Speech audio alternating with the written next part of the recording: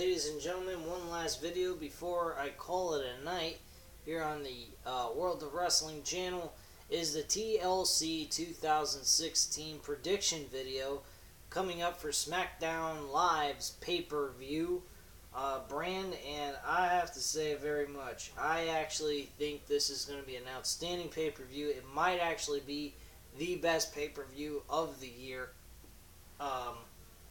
which is shocking for me to even be saying that with it being a December pay-per-view. Most of the time, December pay-per-views turn out to be absolute bland, boring shit. But with SmackDown being the way it is and how well they put this show together, how can you not say that this is possibly the best pay-per-view of the year? The only thing I can think of that could be better than this one, maybe Battleground, possibly. That was a decent show, and Money in the Bank. Those two were pretty decent shows back to back. From there, it just kind of went downhill. There was some decent pay-per-views, but nothing spectacular to cry home about. Survivor Series was good on paper, but at the end of the day, the results absolutely sucked.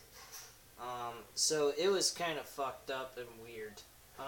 But with all that being said, let's get into the matches in the order that I think that these matches will occur. The first match, I know for a fact they have to make this the first opener. Kalisto versus Baron Corbin should be the opener of the show.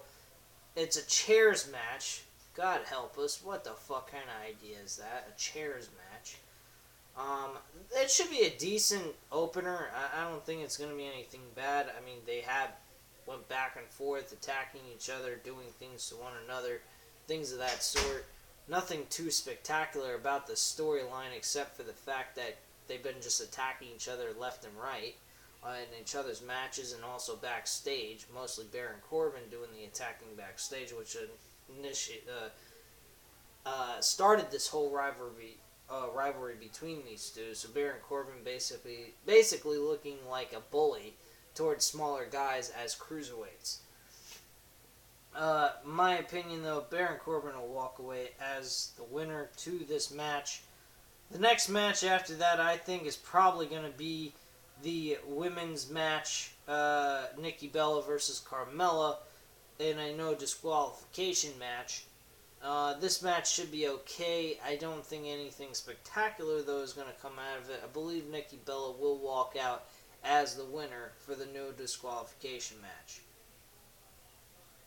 From there, I think we're going to probably be seeing Miz in a ladder match defending the Intercontinental title against Dolph Ziggler. This is the last chance for Dolph Ziggler and The Miz. Whoever wins, nobody will get a rematch for any championship whatsoever. So this is the finale to these two. Personally, I think the finale should have been at No Mercy with, Dolph Ziggler's career being on the line, but hey, what the fuck. It's a ladder match. At least if they stick to this, at least it was okay. I think The Miz should lose the title to Dolph Ziggler, and Dolph Ziggler should stay champion for a while and defend it against Shelton Benjamin at some point when he comes back. That's who I think. I think it should be Dolph Ziggler and Shelton Benjamin at WrestleMania for the Intercontinental Championship. One-on-one. I think that would be a fantastic matchup for Dolph Ziggler.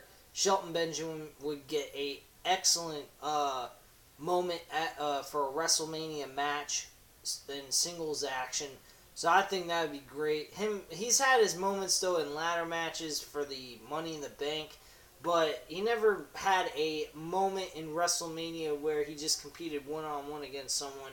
And I think Dolph Ziggler would be the best pick for him, one-on-one for the Intercontinental title, and he could just be a heel, Shelton Benjamin himself. He's played a heel pretty well before. I don't see why they can't do it again. And Dolph Ziggler and him go at it one-on-one for the IC title at WrestleMania. I think they'd have a fucking hell of a match. I think it would elevate WrestleMania 33 to new heights, and that would be on the main card. That would be the fucking match I would definitely put on the main card for WrestleMania. So that's definitely something I would do. From there, I think we probably are going to see Becky Lynch defend the Women's Championship. They're actually making it a tables match.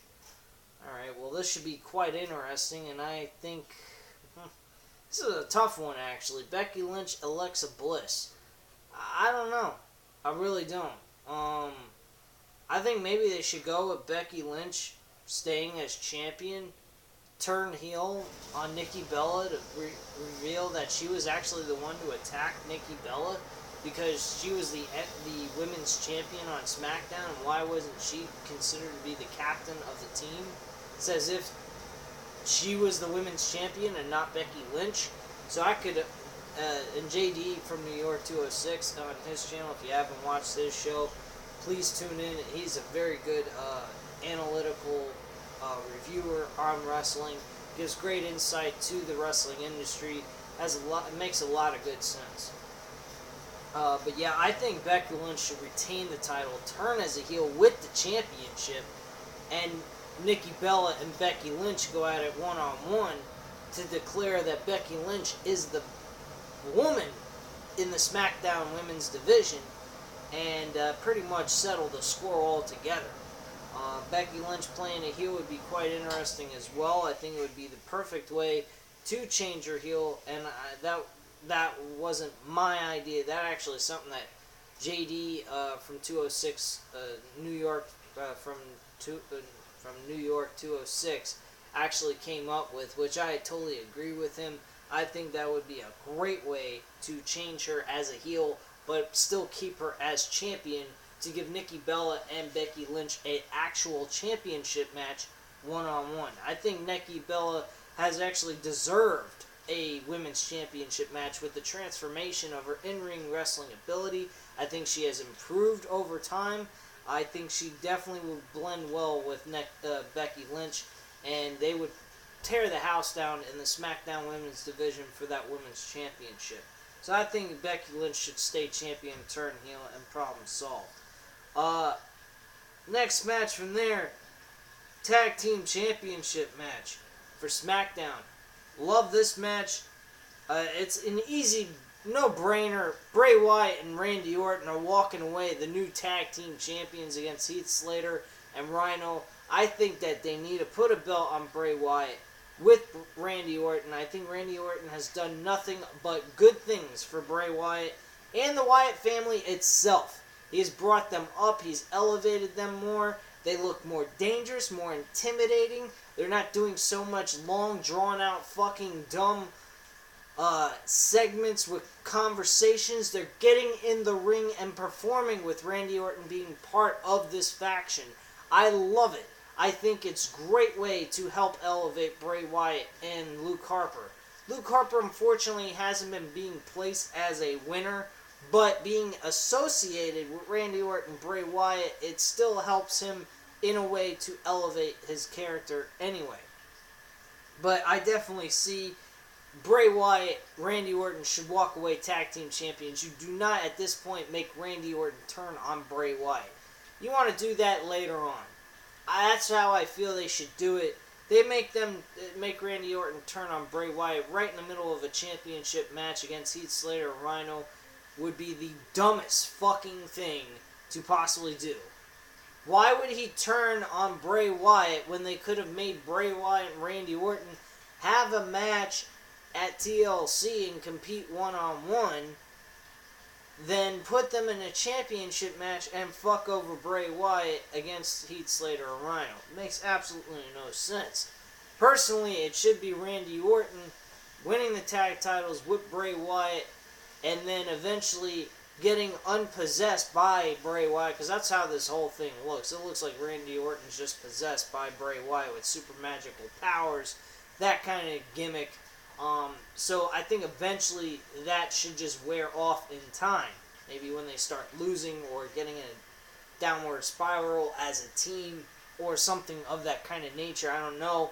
But personally, I don't think that Rhino and Heath Slater should walk away staying the tag team champions, especially against two guys like Bray Wyatt and Randy Orton.